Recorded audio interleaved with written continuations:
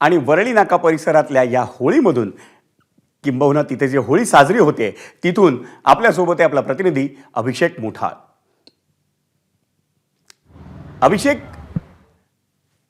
वरळीमध्ये VDD चाळीमध्ये ज्या पद्धतीनं आता शेवटची होळी साजरी होते आणि त्यानंतर तिथे एक वेगळा देखावा देखील साजरा करण्यात येतोय, उभा करण्यात आलाय, काय अधिक माहिती देऊ शकशील?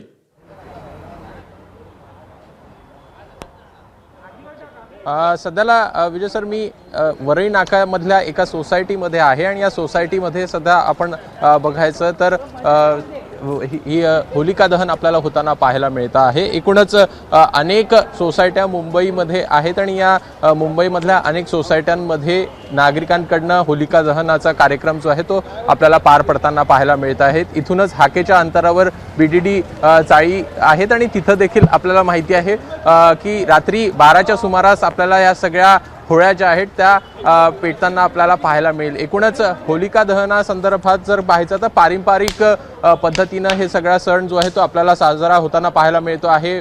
पारंपरिक पद्धतीनं पूजा अर्चना असतील ही सगळी आपल्याला पार पडताना पाहायला मिळालेली आहे आणि आता सध्या अनेक ठिकाणी जर का पाहायचं तर टोरस संदर्भातल्या काही होलिका दहन असेल किंवा मग अशा प्रकारे जे काही सोसायट्या आहेत तिथं देखील या पद्धतीनं सध्याला होलिका दहन आपल्याला होताना पाहायला मिळत आहे। एकूणच मुंबईमध्ये सध्याला लाऊडस्पीकर आणि डीजेचे जरी निर्बंध असले तरी अत्यंत साध्या पद्धतीनं सोसायट्या असतील तिथं अशा प्रकारे आपल्याला सध्याला होलिका दहन होताना दिसतंय।